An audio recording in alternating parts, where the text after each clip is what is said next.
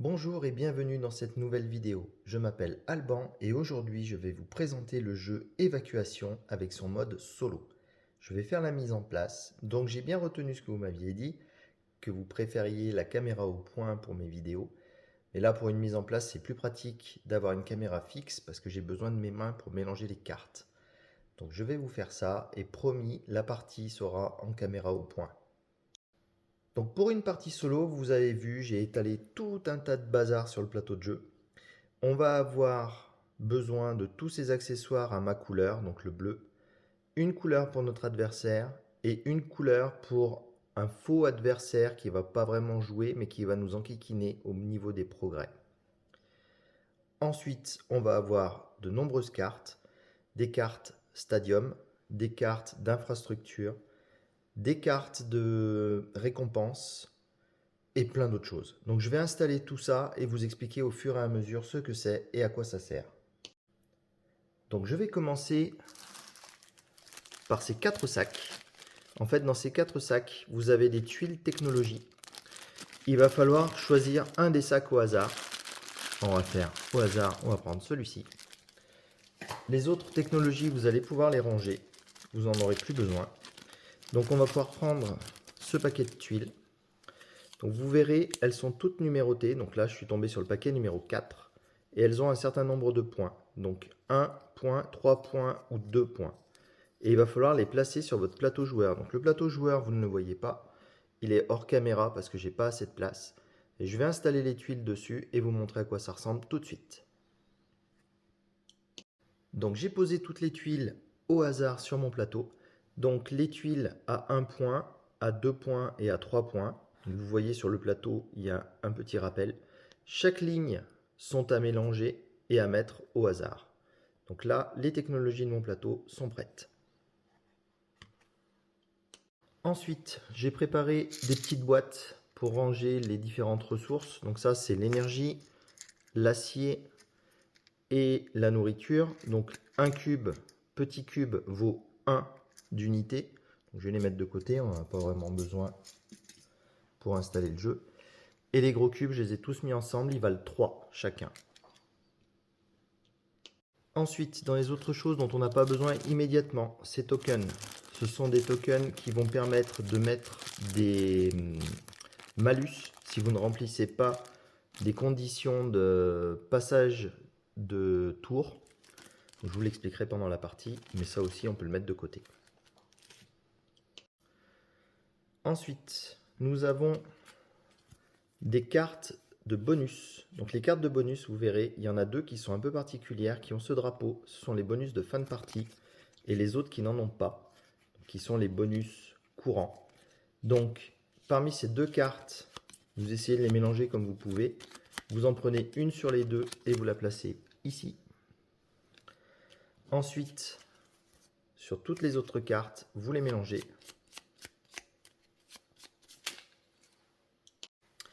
Et donc on va en prendre 3 au hasard. 1, 2, 3. On les retourne.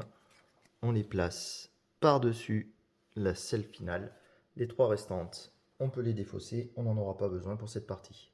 Ensuite, les cartes infrastructure. Donc elles sont de 2 types. Infrastructure niveau 1, infrastructure de niveau 2. Vous les séparez. Vous les mélangez séparément. Donc les niveaux 2 d'un côté, niveau 1 de l'autre. Hop. On va mélanger grossièrement, hein, peu importe. Vous les réempilez les unes sur les autres avec les 1 en haut.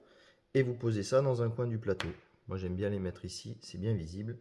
Et du coup, vous en piochez 3. Une pour cette croix et une pour chacune des flèches. Voilà, les infrastructures sont prêtes. De la même façon, on va gérer les stadiums. Donc les stadiums, ce sont ces cartes-ci qui permettent de gérer la bonne humeur des citoyens du Nouveau Monde. Donc on va les mélanger aussi. Hop. Et elles se placent de l'autre côté. Donc je vais les mettre ici. Une sur la croix. Hop. Et 2 sur les flèches. Puisqu'on en est à répartir tout ça, on va prendre les tuiles de vaisseau. Donc ça, c'est un peu galère à mélanger parce que c'est un peu épais. Mais bon, essayez de les mélanger comme vous pouvez. De même, je les place au-dessus et on en retourne 3. 1, 2 et 3. Ce seront les vaisseaux qu'on pourra acheter au départ de la partie. Une petite aide de jeu très pratique qui vous donne les différentes étapes du tour. Je vous conseille de la garder à portée de main. Moi, je vais la mettre ici. Cette carte Stadium, vous voyez, elle a un point bleu. C'est la carte Stadium de départ du joueur bleu.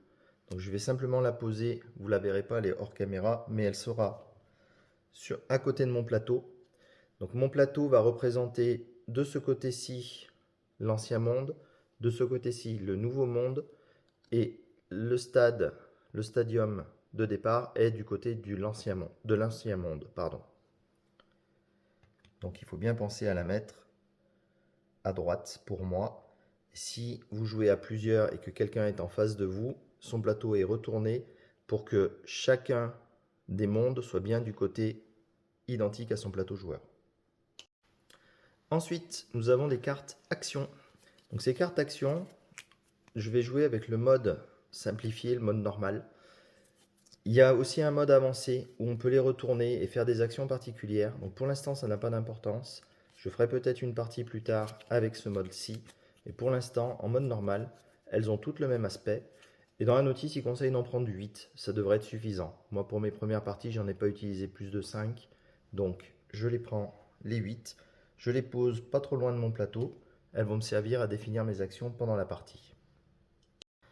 Ensuite, vous avez les cartes récompenses. Donc ces cartes récompenses, les cartes objectifs plutôt. Donc ça va être les objectifs à remplir pendant votre partie pour essayer de maximiser vos points. Donc là, c'est un peu particulier parce que normalement, avec un joueur humain, il faut faire un système de draft. Donc quand on joue en solo, ce qu'il propose, c'est qu'on fasse 2 paquets de 4 cartes et qu'on fasse une espèce de draft avec personne. Donc là, il faut que je choisisse une des cartes au choix. Donc, connaissant un petit peu le jeu, je vais prendre celle-ci pour commencer. Je la mets de côté. Je donne ces cartes-ci à mon adversaire. Lui, parmi les 4 cartes, sans regarder, j'en retire une. Je récupère ces 3-là. Je regarde ce qui m'intéresse. Donc là, ce qui m'intéresse, c'est celle-ci. De nouveau, je les passe à mon adversaire qui, de nouveau, mélange celle que je lui avais donnée, en retire une au hasard.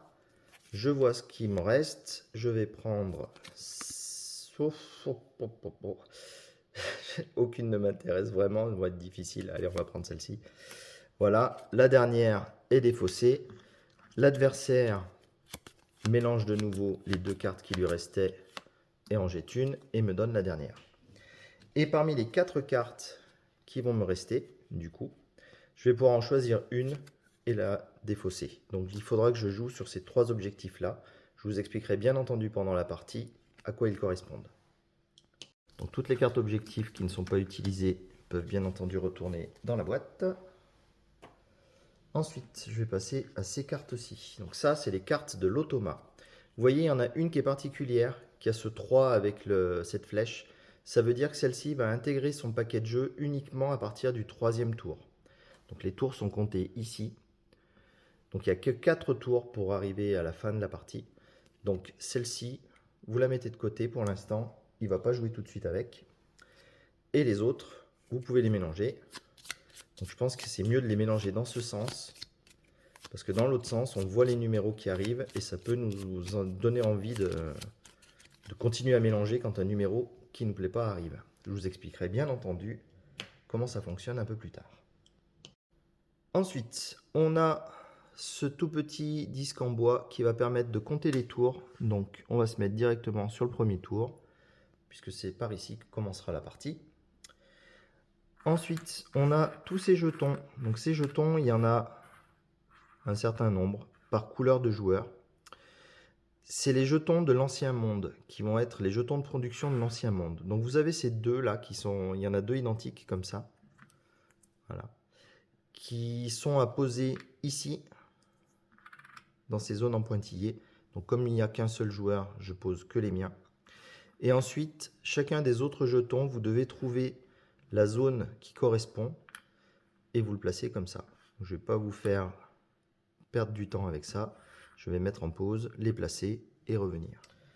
Ensuite, j'ai laissé tout un tas de bazar ici. Ça, ce sont les marqueurs que vous allez installer sur votre plateau joueur. Je vais essayer de l'attraper sans faire tomber les tuiles. Donc sur votre plateau joueur, vous avez de ce côté-ci la production du nouveau monde.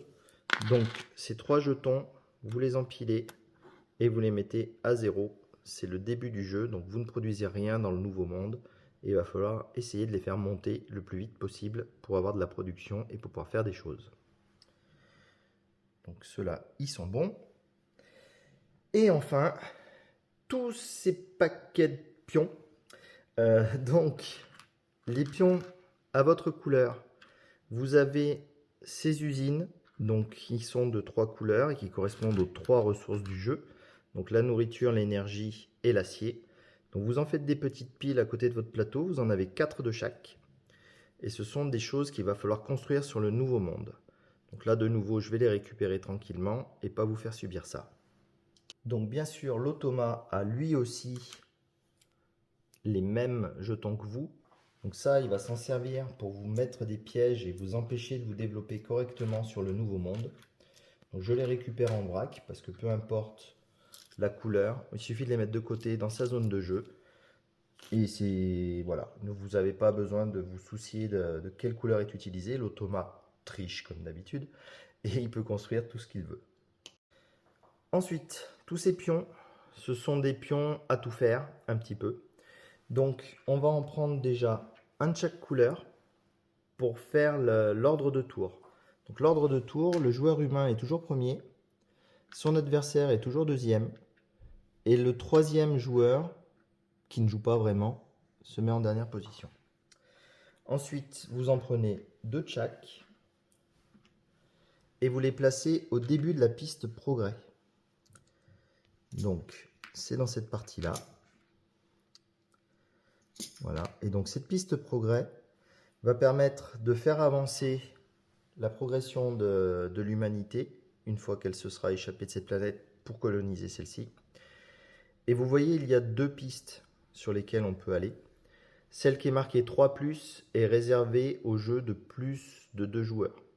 Donc quand on joue en solo, on n'est pas considéré comme une partie à 3, même s'il y a le rose qui est une autre civilisation. On est considéré quand même comme 2 joueurs. Donc on n'aura pas le droit d'utiliser cette piste-ci. Il faudra bien rester sur la piste extérieure. Et vous voyez, quand on passe ce passage-là, ça se renverse. La piste passe à l'intérieur de la planète. Donc extérieur au début et intérieur à la suite. Ensuite, tous ces petits pions, eh bien, on va les récupérer et on va les mettre à côté de chez nous. Ce sont les pions qui vont permettre d'indiquer quelles sont les régions qu'on a occupées. En mettant un pion comme ça, par exemple, il faudra mettre aussi une usine ici. Peut-être qu'un meilleur exemple, ça serait de mettre 2 pions ici. Donc là, c'est une région où la population a pu s'installer et commence à vivre. Donc je vais ramasser tout ça. Pour le joueur jaune, c'est la même chose. On les récupère et on les met dans son espace de jeu. Ensuite, les plus observateurs auront vu que j'en ai laissé un ici. Donc ce pion-ci va aller aussi sur notre plateau joueur. Donc, de nouveau, j'essaye de ne pas faire de bêtises. Et ce pion va aller ici. Il va permettre de compter les niveaux d'action qu'on utilise pendant la partie. Je vous expliquerai ça, bien entendu, quand on aura commencé à jouer. Et enfin, la toute dernière chose à faire, c'est d'installer ce petit token à cet endroit-là. Donc c'est la première case de la zone qu'ils appellent la toundra, si je ne dis pas de bêtises. Et donc c'est ici que l'automa va commencer son invasion et essayer de nous piquer les espaces qui seront bien pratiques pour nous. Voilà, je pense que j'ai tout expliqué sur la mise en place. J'espère que ça vous a plu, que vous avez envie de découvrir ce jeu. En tout cas, moi, j'ai beaucoup apprécié le design qu'il a, les règles qui sont posées, qui sont très thématiques. C'est vraiment très sympa à jouer et j'ai vraiment hâte de démarrer cette nouvelle partie et de vous montrer comment ça se joue. Donc je vous dis à très bientôt pour cette partie. Et jusque-là, portez-vous bien. À la prochaine!